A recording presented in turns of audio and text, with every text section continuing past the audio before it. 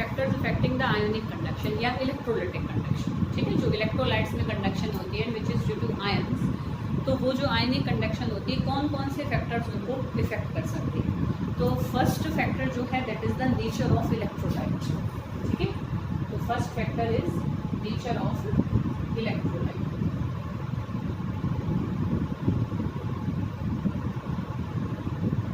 तो ये सिंपल है, हमने अभी देखा इलेक्ट्रोलाइट स्ट्रॉन्ग होती है वीक होती है, तो सिंपल सी बात है, अगर स्ट्रॉन्ग इलेक्ट्रोलाइट होगा तो ज़्यादा आयंस देगा, ज़्यादा आयंस देगा तो वहाँ पर आयनिक कंडक्शन हमें ज़्यादा मिलेगी, वीक इलेक्ट्रोलाइट के केस में आयनिक कंडक्शन हमें कम मिलेगी, ठीक है।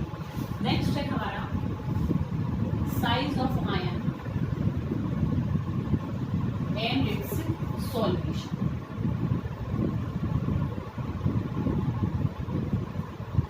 अच्छा, इस वाली फैक्टर में ना नोट्स में एक वर्ड रॉन्ग है एक्चुअल में, ये एक बच्चे ने एक बार मतलब 1-2 पेजेस को लिखा था, वो लिख रहा था वो साफ साफ, तो फिर मैंने उसको एक पेज दिया था, ठीक है बेटा, तो एक उससे छोटी सी मिस्टेक हो गई, मेरा उसमें करेक्शन करना मैं भूल गई थी, तो मैं अभी उसको दोबारा करेक्ट करके तुम्हें उसकी पिक भेजूंगी, तो बेटा उसको ठीक कर देना, ठीक है, अभी यहाँ से समझो। तो देखो size of ion and it's solution क्या होता है।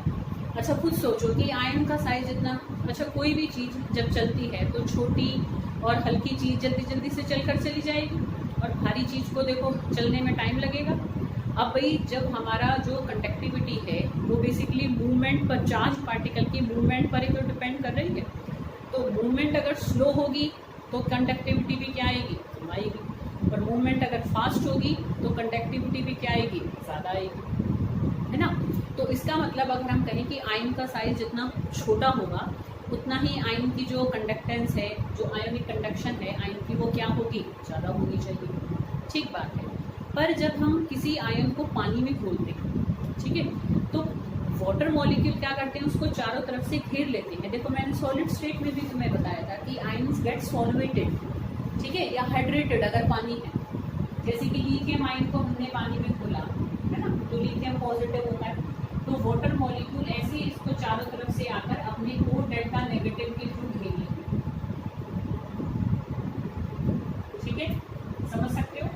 तो इस तरीके से ये इसकी चारों तरफ आकर इसको कवर अप कर लेंगे। अच्छा अब देखो बेटा, ये इसको कैसे घेरेंगे, क्यों, क्योंकि इस पॉजिटिव चार्ज से अट्रैक्टेड हैं, तो जितनी पॉजिटिव फील्ड स्ट्रॉन्ग होगी उतने ही वाटर मॉलिक्यूल्स उसके चारों तरफ आ जाएंगे, है ना, अट्रैक्शन लेने के लिए और देने के लिए, मतलब ये तो एक म्यूचुअल प्रोसेस है। तो अब तुम देखो कि अब है ना, मतलब दो कंट्राडिक्टरी चीज़ें कि आयन का साइज अगर छोटा है तो उसकी पॉजिटिव फील्ड स्ट्रॉन्ग हो जाएगी, जब पॉजिटिव फील्ड उसकी स्ट्रॉन्ग है तो ज़्यादा वाटर मॉलिक्यूल उसको घेरेंगे। अब जब वो घेर लेता है तो जो आयन होता है और जब पानी से घिरा हुआ अब उसको चलना है, खाली आयन नहीं चल रहा, the solvated ion have to move, जो पानी के मॉलिक्यूल ने, मतलब ऐसे समझ रहे हो कि भाई एक छोटी सी चीज़ है और 5 चीज़ों ने उसको पकड़ लिया, और ने पकड़ लिया उसको उसके साथ साथ ही चल के जाना, क्लियर आ रही बेटा बात समझ में।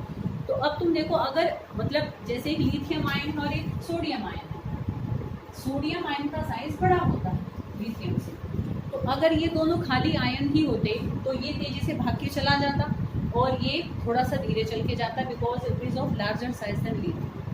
बट जब हमने इनको पानी में घोला तो इनको वाटर मॉलिक्यूल्स ने आकर सराउंड किया, उनकी सॉल्वेशन हो गई, दिस इज कॉल्ड सॉल्वेशन, कि जब वो सॉल्वेंट मॉलिक्यूल से घिर जाती है, तो इसको ज़्यादा सॉल्वेंट मॉलिक्यूल्स ने घेर लिया, इसको कम ने घेरा, क्योंकि इसकी पॉजिटिव फील्ड वीक थी तो कम वाटर मॉलिक्यूल अट्रैक्ट हुए, इसकी पॉजिटिव फील्ड स्ट्रॉन्ग थी तो ज़्यादा वाटर मॉलिक्यूल इससे अट्रैक्ट हो गए। अब जो चल के जाना है वो खाली लिथियम आयन और सोडियम आयन को नहीं मूव करना, सॉल्वेटेड आयन्स को मूव करना है। तो सॉल्वेटेड आयन हमारा कौन से बड़े साइज का हो गया, लिथियम आयन हो गया, क्यों, क्योंकि इसको ज़्यादा पानी के मॉलिक्यूल्स ने घेर लिया है, समझ रहे बेटा। तो जब हम साइज ऑफ आयन की बात करते हैं तो हम आयन के एक्चुअल साइज से नहीं डिसाइड कर सकते, क्योंकि आयन को अकेला नहीं चलना है, आयन को वाटर मॉलिक्यूल्स ने जो घेर लिया है उस घेराव के साथ उसको चलना है, क्लियर। तो वो जो घेराव है वो छोटे आयन का ज़्यादा हो जाता है, तो सॉल्वेटेड आयन का साइज क्या है, उल्टा छोटे आयन का बड़ा हो जाता है, समझ रहे हो, ठीक है। इसलिए जब जो कंडक्शन की बात है, आयोनिक कंडक्शन किसकी ज़्यादा होगी, इवन सोडियम आयन की ज़्यादा होगी लिथियम आयन से, जबकि सोडियम आयन का साइज बड़ा है, क्यों, क्योंकि सोडियम आयन की सॉल्वेशन कम हुई और लिथियम आयन की सॉल्वेशन ज़्यादा हुई, तो सॉल्वेटेड आयन लिथियम का बड़ा है और सॉल्वेटेड आयन सोडियम आयन का छोटा है। तो दैट्स वाई क्या हो जाएगा, द आयनिक कंडक्शन की जो वैल्यू है वो हमें किसके लिए ज़्यादा अच्छी मिलेगी, वो हमें सोडियम आयन के लिए ज़्यादा मिलेगी, क्योंकि जब माइग्रेट करेगा, जब चल के जाएगा, तो सोडियम आयन तेजी से चल के जाएगा, लिथियम आयन की मूवमेंट थोड़ी स्लो हो जाएगी। क्लियर बेटा? तो थोड़ी सी करेक्शन है, इसको जरूर अपने कॉपी में ठीक करना। क्लियर बेटा? वो करेक्शन में नोट्स में ही पिक लेकर कीजिए, ठीक? तो मतलब मेन बेसिक तो इसको समझना है कि जितनी सॉल्वेशन ज़्यादा होगी उतना आयन का साइज बड़ा हो जाए, सॉल्वेटेड आयन का साइज बड़ा हो जाएगा, उतनी मूवमेंट स्लो हो जाएगी, आयनिक कंडक्शन कम हो जाएगी। ठीक है, तो ये सेकंड फैक्टर था फॉर एक तरीके से आयनिक कंडक्शन। नेक्स्ट हमारा एक तरीके से फैक्टर है कि nature of solvent and it's viscosity. Third क्या है, सॉल्वेंट कैसे नेचर का होगा और उसकी विस्कोसिटी कितनी। विस्कोसिटी ध्यान है बच्चों, 11th में क्या था, है ना, स्टेट्स ऑफ मेटल क्लास। तो देखो सॉल्वेंट का नेचर जितना पोलर होगा, जैसे वाटर एक पोलर सॉल्वेंट है ना, तो अमोनिया एक पोलर सॉल्वेंट है, तो मतलब जितना हमारा सॉल्वेंट मॉलिक्यूल पोलर होगा उतना ही वो आयंस को सेपरेट करने में हेल्प देगा, क्योंकि वो एक चार्ज्ड फील्ड प्रोवाइड करेगा। ठीक है, तो जितना ज़्यादा, सिंपल सी बात है, सॉल्वेंट का नेचर जितना ज़्यादा पोलर होगा वो उसके अंदर इलेक्ट्रोलाइट की आयनिक कंडक्शन हमें उतनी ही ज़्यादा मिलेगी। ठीक है, more polar the solvent more the ionic conduction shown by it when electrolyte is क्या है, डिजॉल्व इन इट, जब हम उसमें इलेक्ट्रोलाइट को ही घोल देते हैं। ठीक है, क्लियर? विस्कोसिटी क्या है, विस्कोसिटी क्या होती है, गाढ़ापन। तो खुद सोचो बेटा कि अगर सॉल्वेंट थोड़ा पतला होगा, मतलब उसकी विस्कोसिटी अगर कम हो, ठीक है, विस्कोसिटी बेसिकली क्या होती है कि सॉल्वेंट मॉलिक्यूल्स के आपस में जो बाइंड करने की फोर्स है वो कितनी स्ट्रॉन्ग या वीक है। तो बहुत स्ट्रॉन्ग है तो आपस में पास पास रहेंगे तो सॉल्वेंट गाढ़ा गाढ़ा रहेगा, गाढ़े में आयंस का चलना थोड़ा स्लो हो जाएगा, पतला होगा सॉल्वेंट तो आयंस जल्दी जल्दी करके चले जाएंगे। क्लियर? तो जितना ज़्यादा सॉल्वेंट विस्कस होगा, जितना गाढ़ा होगा, उतनी ही उसकी कंडक्टेंस कम हो जाएगी। ठीक है, next is the concentration of solution. Concentration से भी समझ सकते हो कि भाई जितना हमारा सॉल्यूशन कंसंट्रेटेड होगा उतनी कंडक्टेंस हमारी कम हो जाएगी, क्योंकि जब कंसंट्रेटेड रहेगा तो आयंस पास पास रहेंगे, बारी बारी एक दूसरे से अट्रैक्ट होते रहेंगे, तो फ्रीली मूव नहीं कर पाएंगे। ठीक है, तो higher the concentration lesser is the conduction. और लास्ट है हमारा, एक और भी है वैसे तो, चलो पहले डाइल्यूशन देख लेते हैं। डाइल्यूशन, डाइल्यूशन मतलब कि कितना हम उसको पतला करते जाएंगे, या कितना पानी मिलाते जाएं, कितना सॉल्वेंट मिलाते जाएं। सिंपल सी बात है कि जितना हम सॉल्वेंट मिलाते जाएंगे उतनी ही आयंस एक दूसरे से दूर दूर रहेंगे, तो आराम से चलते जाएंगे।